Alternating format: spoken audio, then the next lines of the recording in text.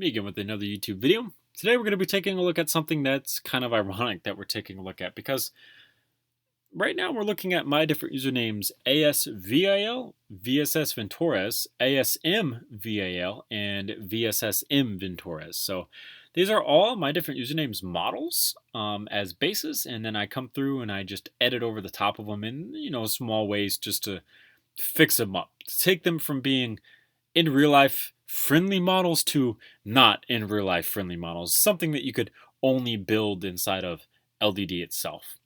And that brings us to today's video, where we're going to be taking a look at another one of my different usernames models that I really liked. He did a fantastic job at it, but I wanted to do something with it. For those of you who don't know, I really don't like to use other people's models unless I try to transform them in some way, shape, or form.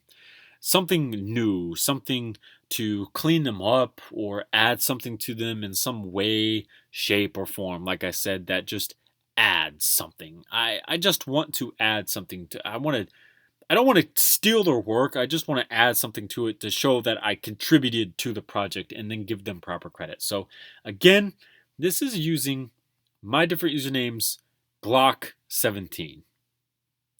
Most of my different username, again, did the work here.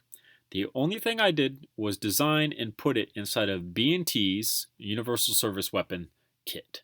And this is just a real basic kit for your Glock 17 that just adds a couple other things. Sorry that my laptop keeps sliding. I really apologize for that. You're just sitting on a basket of clothes, so my bad.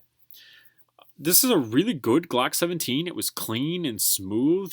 I had no complaints, but I wanted to add something. I don't want to keep it basic, so what could we do?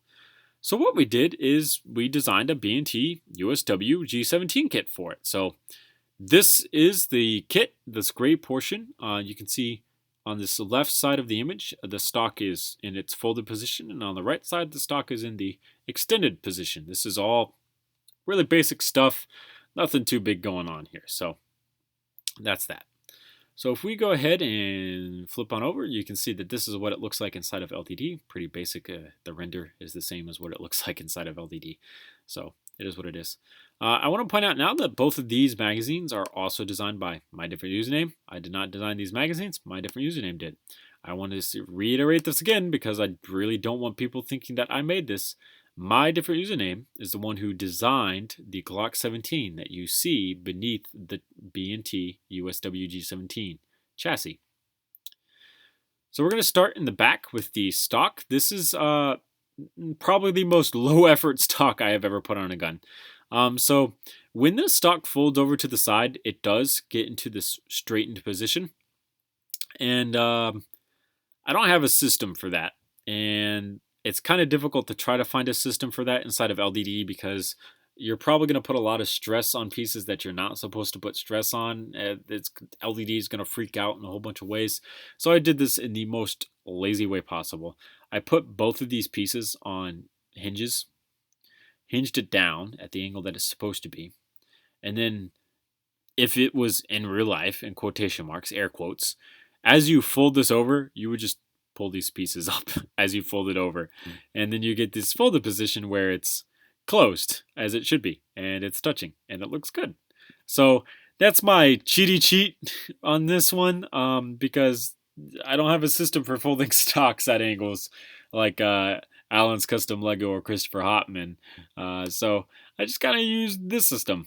The actual folding mechanism, pretty basic. This is just attached to the back of the gun using plates, jumper plates, and a whole bunch of Technic pins.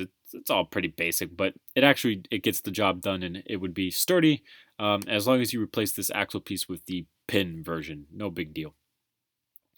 This all, by the way, does not mount to anything back here so that the slide is still free to move. This actually mounts up here along the rail. So that was just a really neat, easy system to be able to do. That no big deal, really. So it kind of is what it is, really. It's just not hard.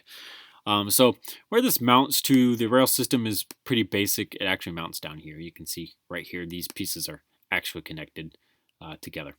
So All of this is just used as detailing, and then you can see that this piece is what ties all this in. It's all real basic again. Just trying to show you guys how some of this is done.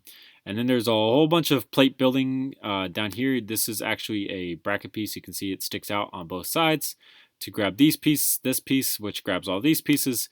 And then this leads into a rail system on bottom, which is all basic. It's simple stuff. There's not a whole lot going on. And then we get into just these side rails. It's all just panel building, really, no big deal. There's not supposed to be a lot of weight on this, so I designed a lot of this to be okay in real life, but the only thing that I'd be worried about in real life breaking is actually the stock. Other than that, I believe that this would do quite a fantastic job. The slide lock is actually still usable, so you can see that there is a cutout right here for the slide lock, and the cutout for the slide lock in the slide is still there as well, so you are able to use that. No big deal. Because we have this big bulky frame that is now surrounding the entire Glock slide that you can no longer grab onto, there is a custom installed charging handle that the B&T company provides, so you can see that this is connected here. And it does fold alongside the Glock itself, and it does fold out, which is pretty easy to demonstrate when you grab the right thing. It does fold out freely.